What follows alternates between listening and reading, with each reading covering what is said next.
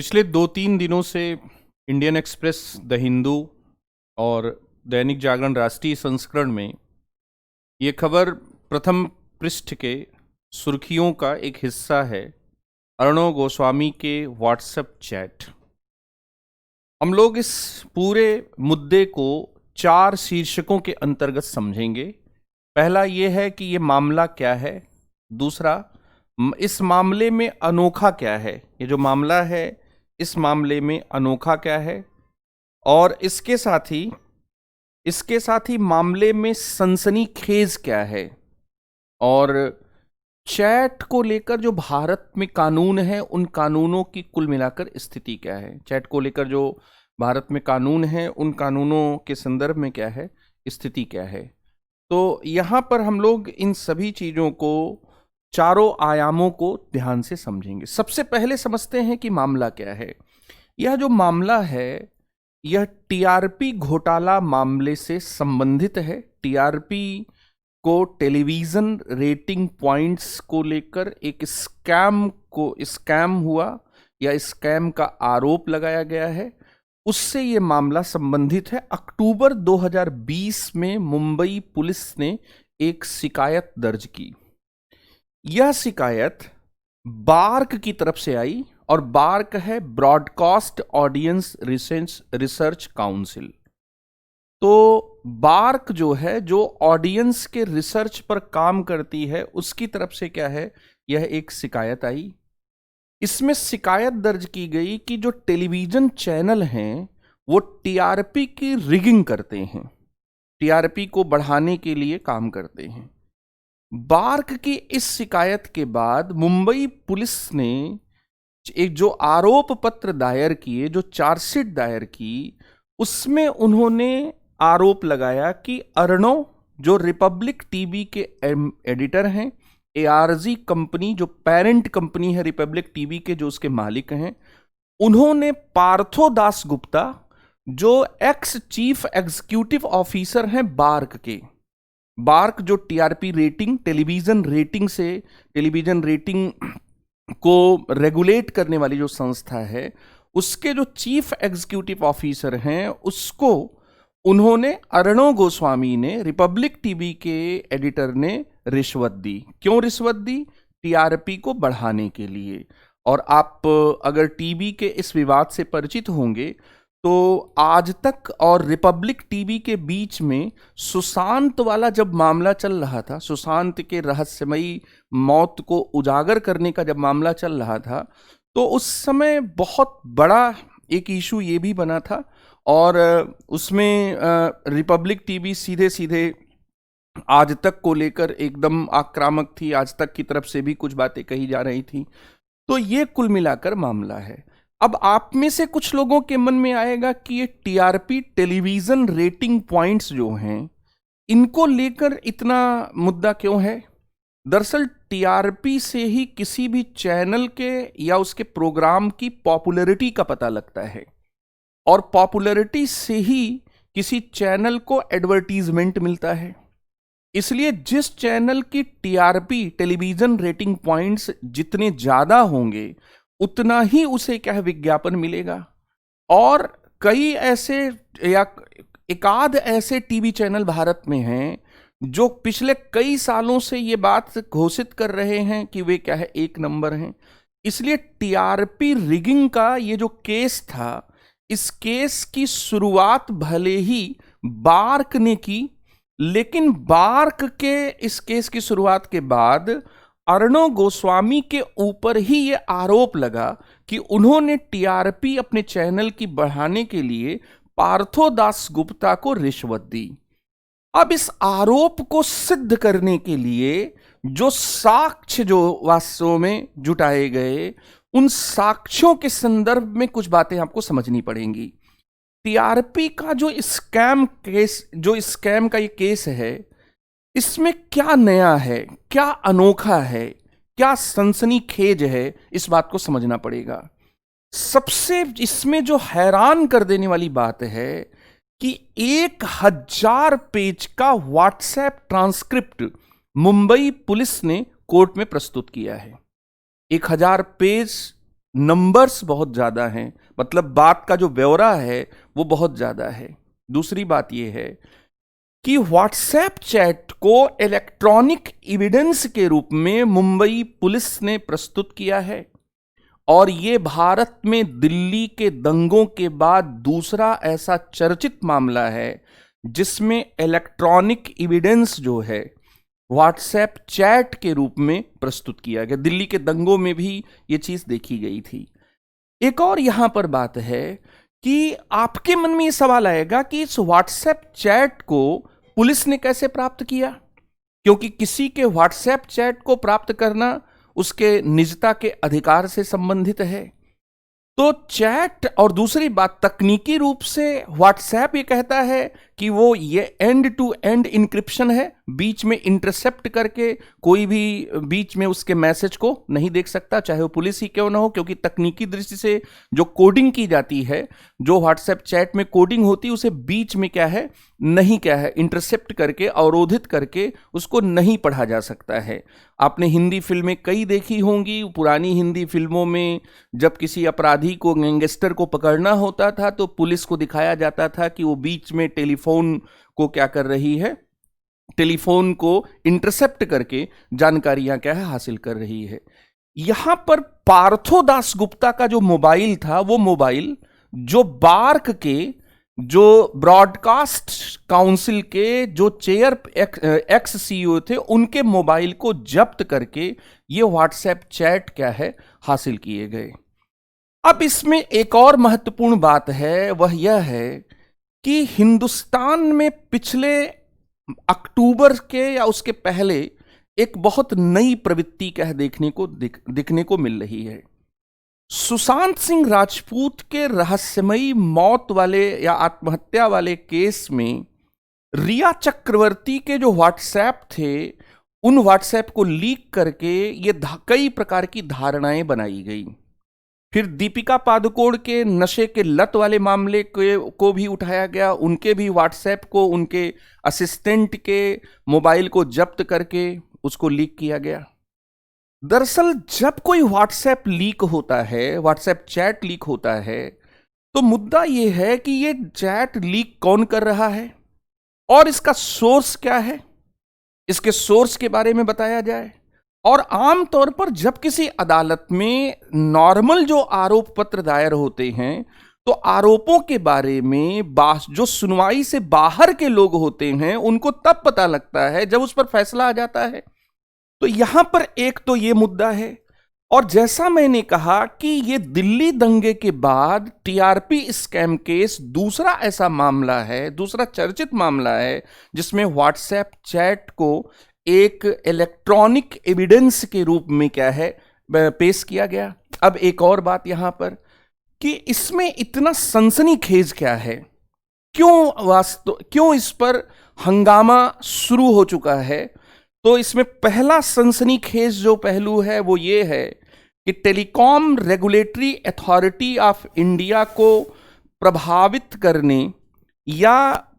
करने की बात इस चैट से खुलासा होती है।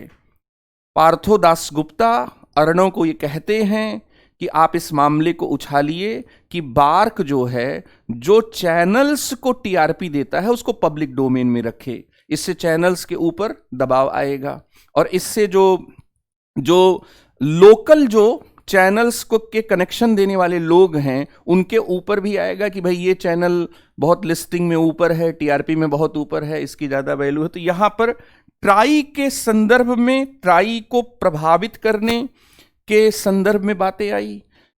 अर्णव गोस्वामी और पार्थो दास गुप्ता, इनके बीच में एक बहुत ही कोजी, बहुत ही अच्छा संबंध है, ये बात भी पता लगी। दूसरी बात यहां पर ये कि अर्णव ने इस पूरे चैट में पीएमओ से नजदीकी होने की सेखी भी कई बार बघारी है। और एक बहुत इंपॉर्टेंट बात ये कि अर्णव ने अपने इस चैट में पार्थो दास गुप्ता से कहा कि 26 फरवरी 2019 को जो बालाकोट में हमला हुआ, उसके बारे में कुछ उन्होंने कहा कि कुछ बड़ा होगा। तो ऐसा लोग कह रहे हैं कि इसके बारे में उनको कहीं न कहीं से जानकारी पीएमओ के थ्रू लीक हो गई थी, और उन्होंने ये बात कई बार कही है कि उनकी कई मंत्रियों से, कई लोगों से क्या है मुलाकात क्या है होती रही। तो यहां पर ये इसमें बहुत सनसनीखेज पहलू है, और इस सनसनीखेज पहलू में अर्णव गोस्वामी की नजदीकी को भी इस पूरे आरोप पत्र में कहीं ना कहीं ऐसी खबरें लीक करके उजागर करने की बात क्या है कही जा रही है। अब यहां पर एक सवाल, जो बच्चे इंटरव्यू दे रहे हैं, जो बच्चे मेंस की तैयारी कर रहे हैं, उनको कुछ इसके कानूनी पहलुओं को समझना होगा। हमारे देश में चैट पर क्या क्या कानून हैं। पहला सवाल कि क्या व्हाट्सएप टैपिंग हो सकती है, क्या फोन टैपिंग हो सकती है, क्या ये कानूनी है? तो यहां पर आपका उत्तर होगा कि हां है। किसके तहत हो सकती है? तो यहां आपका उत्तर होगा टेलीग्राफ एक्ट 1885 के सेक्शन 5 के तहत हमारे देश में फोन टैपिंग का अधिकार पुलिस के पास आ जाता है। हालांकि फोन टैपिंग के लिए गृह सचिव स्तर के अधिकारी की परमिशन लेनी पड़ती है। क्या फोन सर्विलांस पर, इलेक्ट्रॉनिक निगाह बयानी पर रखा जा सकता है? टेलीग्राफ एक्ट 1885 के उसी धारा के अनुसार फोन को सर्विलांस पर कानूनी तरीके से रखा जा सकता है। क्या किसी ट्रांसमिशन के दौरान, कोई चैट होने के दौरान इंटरसेप्ट करके किसी मैसेज को पढ़ा जा सकता है, किसी कॉल को सुना जा सकता है? तो इंफॉर्मेशन टेक्नोलॉजी एक्ट 2000 के सेक्शन 69 के तहत जो भारत में पुलिस है वह किसी भी ट्रांसमिशन के दौरान इंटरसेप्ट करके किसी मैसेज को पढ़ सकती है। टेक्नोलॉजिकली कुछ ऐसी चीजें एडवांस आ चुकी हैं कि एंड टू एंड इनक्रिप्शन होने के नाते पुलिस जो है व्हाट्सएप को बीच में इंटरसेप्ट करके नहीं पढ़ सकती है। इसलिए होता यह है किसी घटना के बाद कि किसी के भी मोबाइल को या कंप्यूटर को जब्त किया जाता है, और क्या पुलिस के पास फोन कंप्यूटर को जब्त किए जाने के अधिकार हैं? तो सूचना प्रौद्योगिकी अधिनियम 2000 के धारा 76 के तहत, आईटी एक्ट 2000 के सेक्शन 76 के तहत हमारे देश में पुलिस के पास फोन कंप्यूटर को जब्त करने के अधिकार हैं। और इसीलिए पार्थो दास गुप्ता के मोबाइल्स को जब्त करके जब उनके खिलाफ आरोप दायर किए गए, ये सारी जानकारी क्या है हासिल की गई। यहां पर बच्चों एक बात यहां पर है कि क्या चैट एक इलेक्ट्रॉनिक साक्ष्य है? तो आपकी जानकारी के लिए मैं बता दूं कि जो इंडियन एविडेंस एक्ट 1872 है उसके सेक्शन 65B के तहत जो चैट होता है वह चैट इलेक्ट्रॉनिक साक्ष्य है, और इसे अकेले तो नहीं लेकिन एक सहायक साक्ष्य के रूप में इस्तेमाल किया जा सकता है। अकेले इसके आधार पर कोई आरोप साबित नहीं माना जाएगा, लेकिन सहायक साक्ष्य के रूप में इलेक्ट्रॉनिक जो साक्ष्य है, जो चैट है, उसको माना जा सकता है।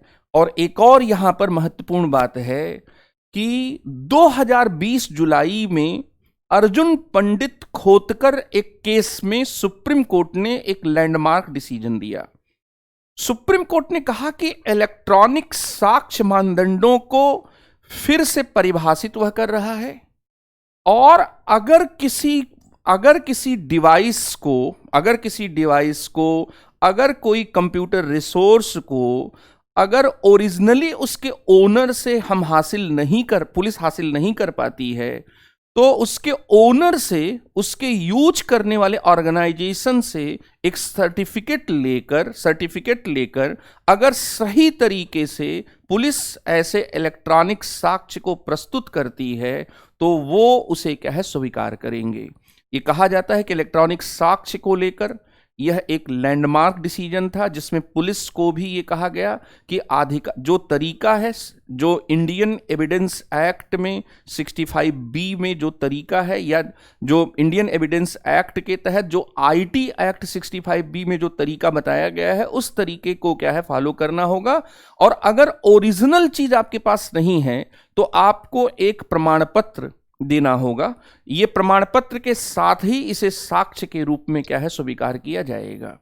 यहां पर इन कानूनी पहलुओं से यह मतलब निकलता है कि भारत में हम चाहे कितना भी कहें कि राइट टू प्राइवेसी है, लेकिन ये जो कानून है, ये कानून और जिस तरह से किसी भी आरोप पत्र के दायर होने मुकदमे के दौरान ही धारणाओं को बनाने के लिए, विवाद पैदा करने के लिए बीच में इस तरह के लीकेज हो रहे हैं, चाहे वो सुशांत सिंह राजपूत के केस में हो जिसमें रिया चक्रवर्ती को लेकर, उनके महेश भट्ट के संबंधों को लेकर जो धारणाएं बनाई गई, या फिर यहां पर अगर हम लोग देखें उसके बाद जो है दीपिका पादुकोण के संदर्भ में, मुद्दा यहां पर सही और गलत होने का मात्र नहीं है। मुद्दा यहां पर है कि जो प्रोसेस है उस प्रोसेस में इस तरह की चीजों को करके ध्यान को हटाया जाता है।